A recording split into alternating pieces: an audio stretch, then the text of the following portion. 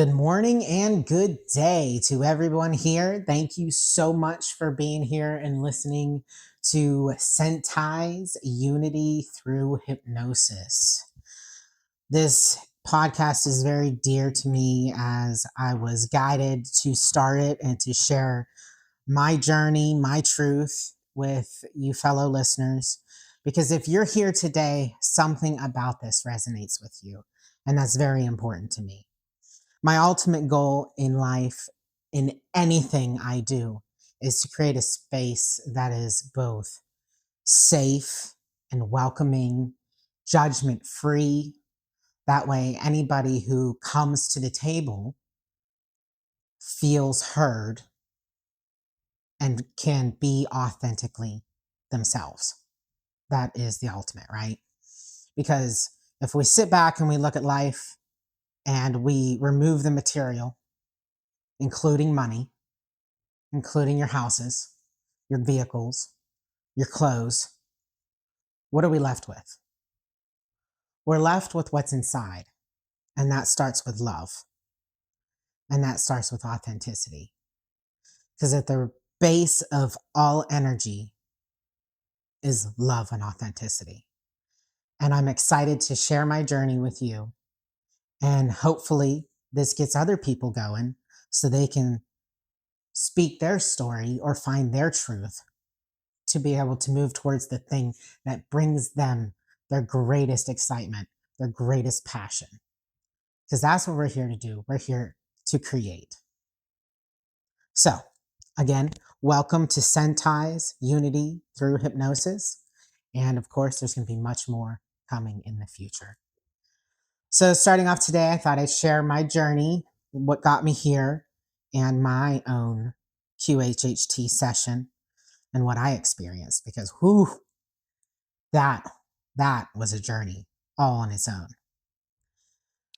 So, growing up, just like many of you, you've always wondered what's to life. You know, some of us have felt that there's got to be more to life. There's got to be more than the mundane. There's got to be more than, growing up, graduating high school, going to college, getting that degree, even if it's a master's, getting a doctorate, um, finding the highest paying job, getting married, having a family, and then retiring at an older age with very limited time to do the thing that you've always wanted to do.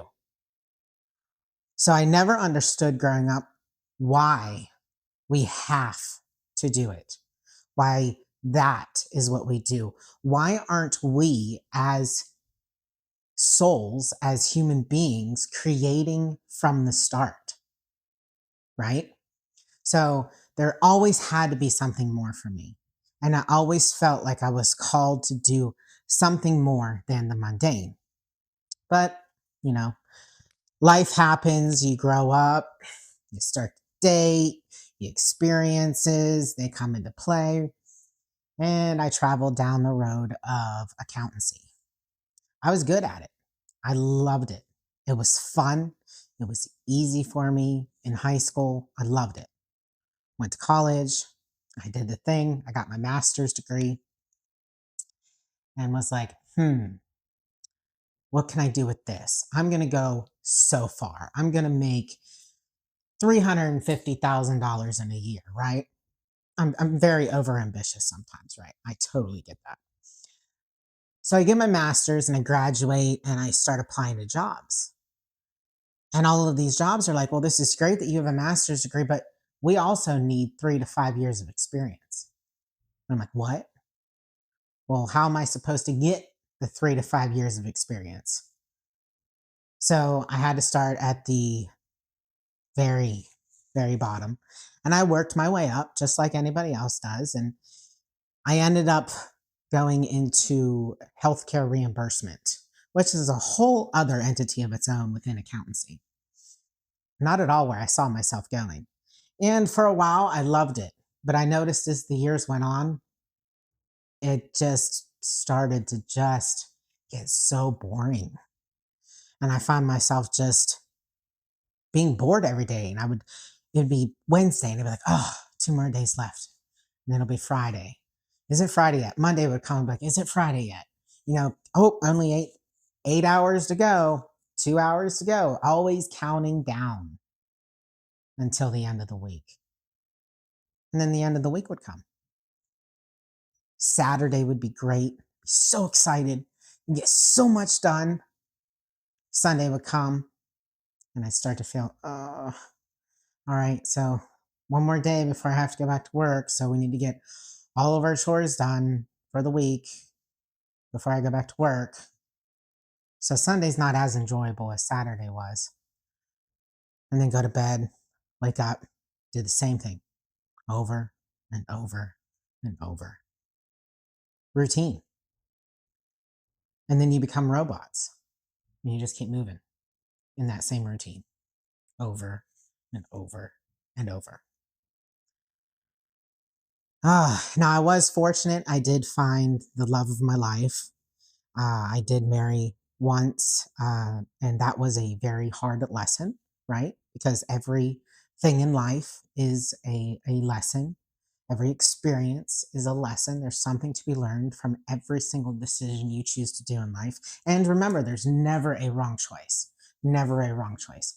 When you're presented with an option and you have two choices and you choose option number A, that doesn't mean option number B was any less valuable. Option A was the one you felt most passionate about in that moment that you took that choice, that option. And when you made that option, you then get what comes with it. So if things didn't work out the way you wanted them to, well, that's okay. So it was a learning opportunity. There's never mistakes. It's just learning. And that's what my first marriage was. And that was great. I met my beautiful wife when I lived in Texas. She walked through the door. I was at a dinner with family, and she happened to be my sister-in-law's best friend. They actually worked together for a while, and she was kind of like going to college, sleeping on the couch. She became a roommate of theirs. And my sister-in-law said, my best friend's coming for dinner. Is that all right? I said, oh, it's wonderful. No problem. I had just moved to Texas from Pennsylvania. I was there, I think it was the second day. I hadn't even unpacked my U-Haul. It was just me. And I'm sitting there, and she walks through the door, sits down in front of me. I was like, well, shit. This is going to be hard, but this is who I'm supposed to marry. And now I have to convince her of this, right? And at the time, if you don't know it, I am a transgender man. I started off my life as a female. And after my first marriage to a man, I know I just blew your mind. Um, that's when I started to find myself.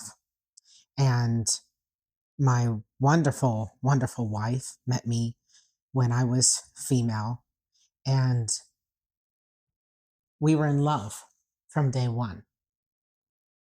I had to get her to believe that. She knew it, but she had never dated a woman before at that time, right?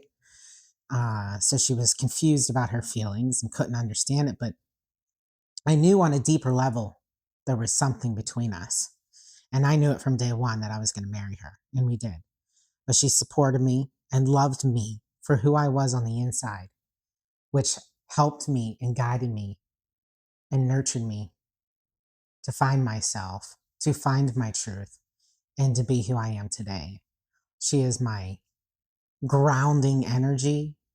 She is the soil beneath my roots. Not saying she's beneath me, but she grounds me, right? We're equals. She is what keeps me from floating up into space. And truly, there's no one better. She's my person. And I was fortunate enough to find that. And so in this journey, I started to wonder, is there more to life? I tried the whole religion thing. I'm not baptized. I have nothing against religion. Everybody finds God in their own way. And I tried it. And I found myself walking away from every experience with more questions than answers. And I know, like some, that can be really frustrating and discouraging.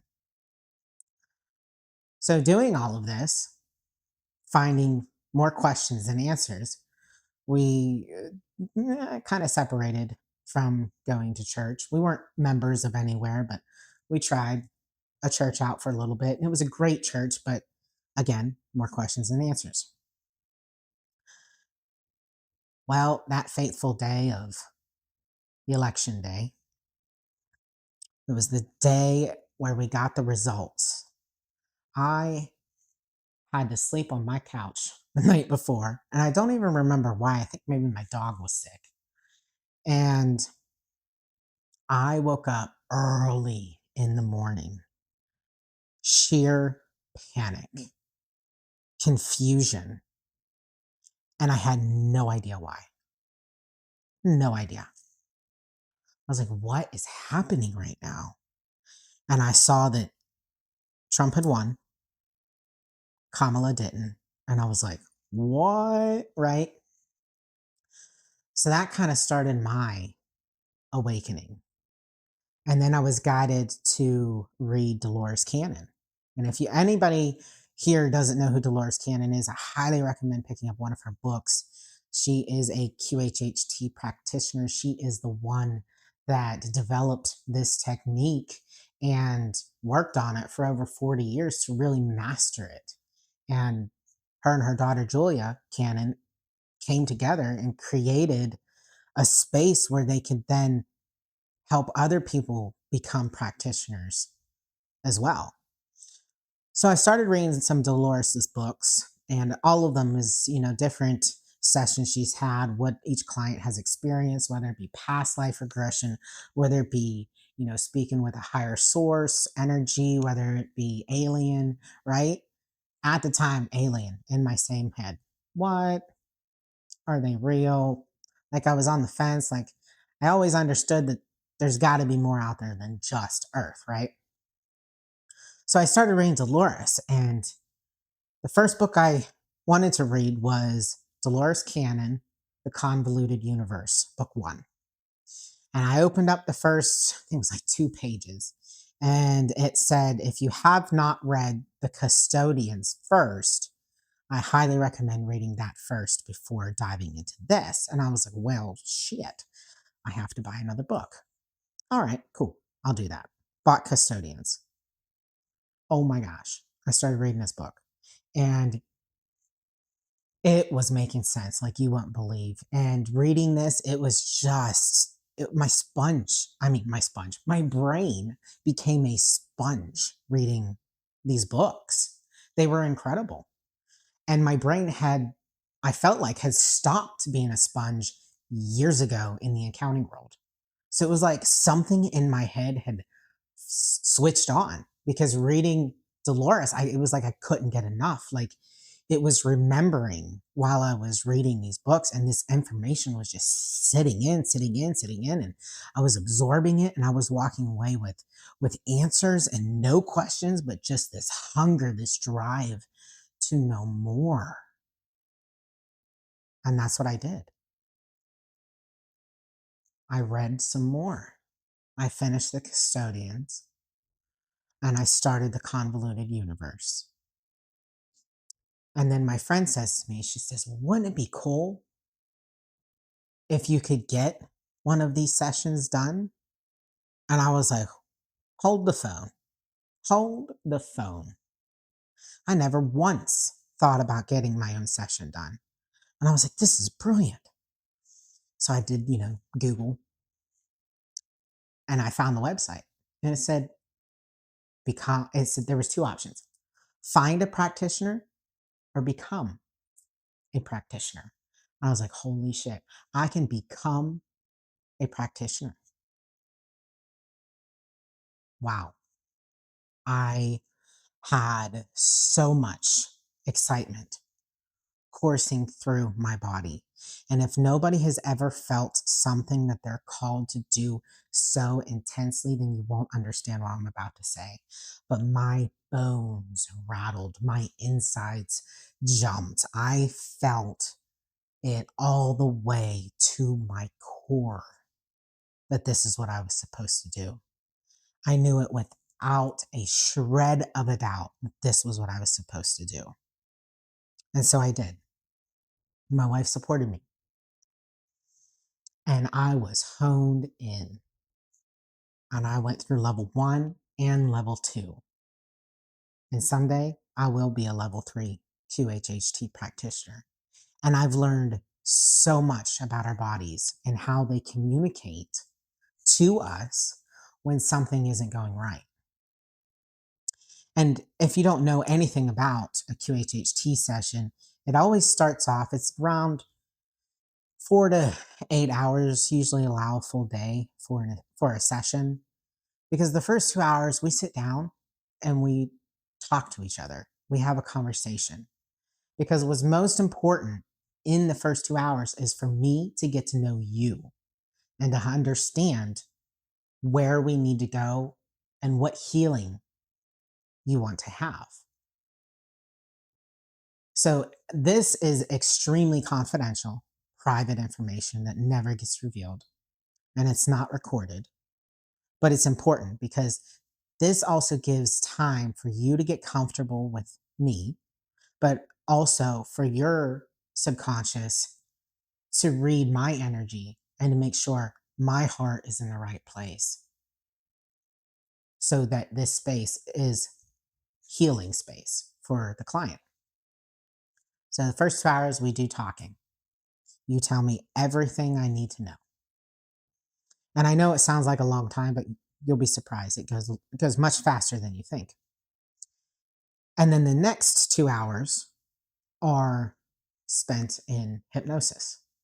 I lay you down in a bed, comfortable bed, get you in a good, comfortable position. I mic you up because the next 2 hours is recorded, the whole thing.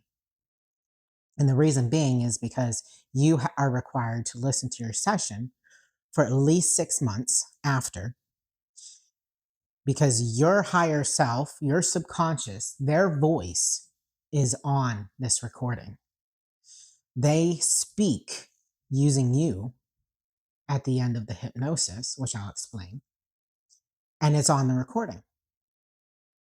And sometimes they don't speak, which I'll explain, but it's still on the recording. That recording is the exact vibrational frequency that your body needs to hear to heal.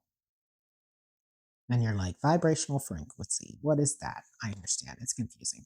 So basically, there's your physical body, right? And then there's your energetic body. So when your subconscious comes through, it heals on the energetic level, and it's up to you to cement it to the physical. And by cementing it from the energetic to the physical body is your belief system and you listening to the recording. You need to believe that this can happen. You need to believe that your body can heal. You need to believe in your higher self and in yourself and listen to that recording. And then say, you listen to it for 6 months, you're feeling great, everything is all healed that you wanted healed. Say 2 years later, you start to fall backwards into old patterns and you start to revert back.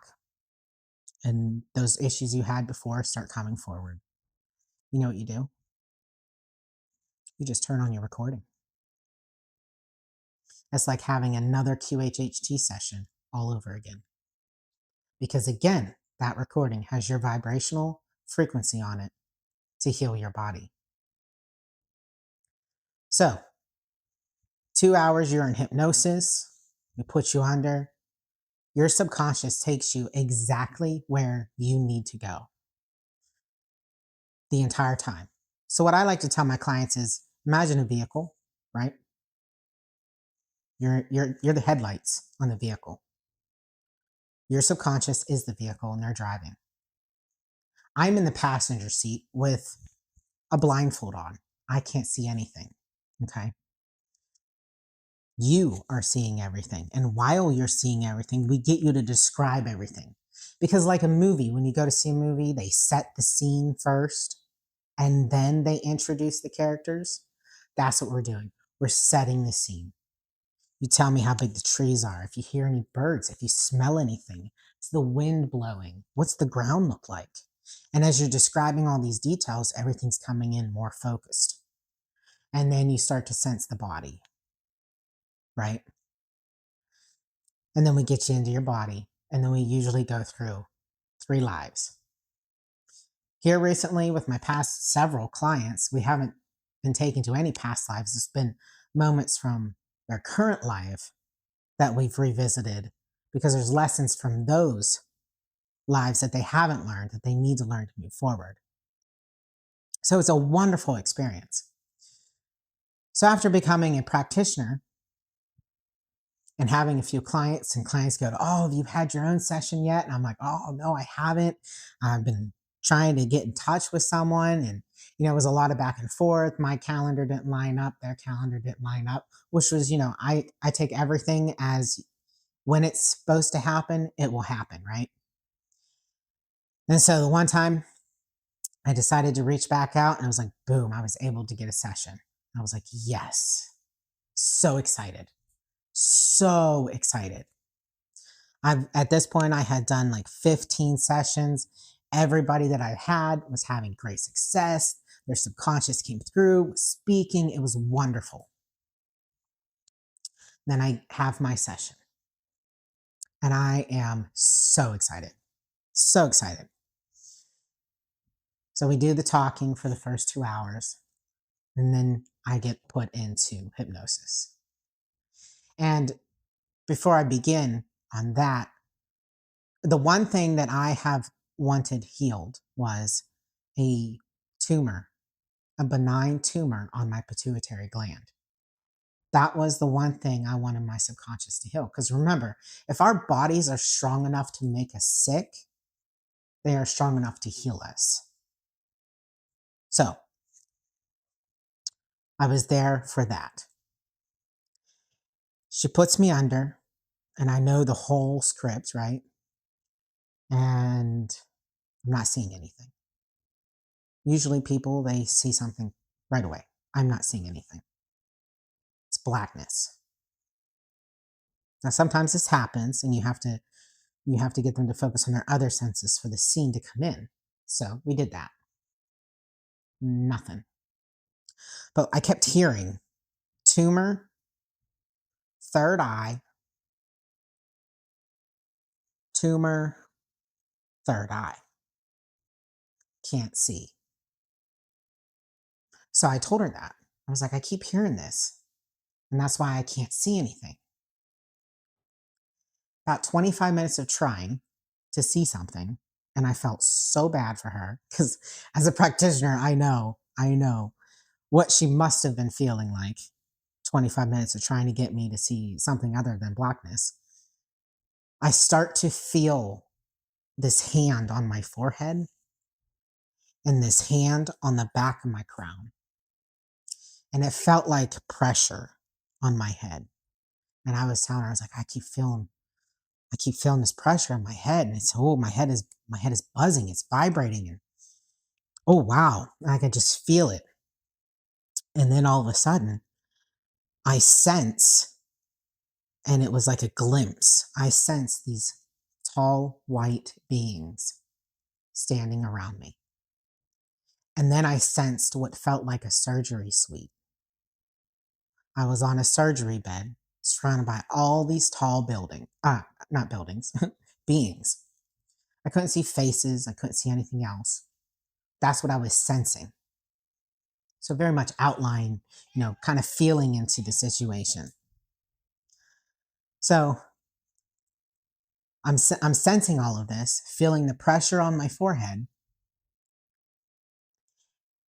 And I see this giant, like, outline of a body, but it was all grayness.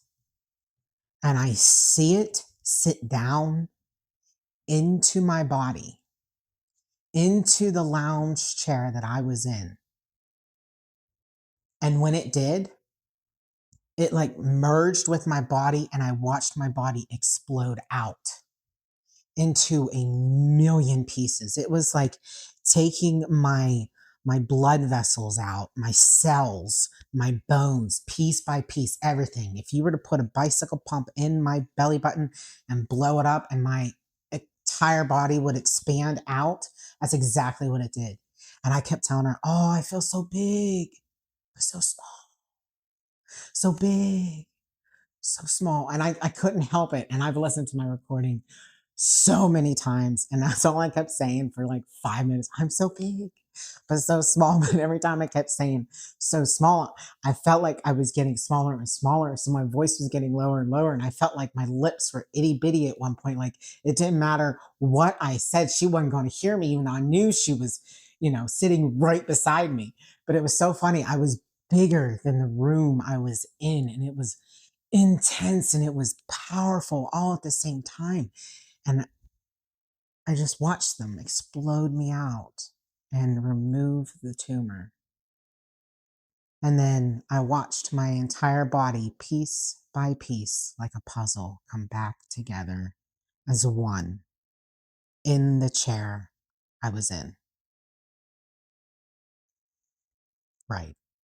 I know you're probably thinking, wow, I did too. And the craziest part was I couldn't see all of that until I came back to. And when I came back to and opened my eyes, she had to turn the recorder back on. Everything flooded in. I could see everything that had happened to me when my body expanded out. I couldn't at the time, but it was like they recorded what happened because of the tumor.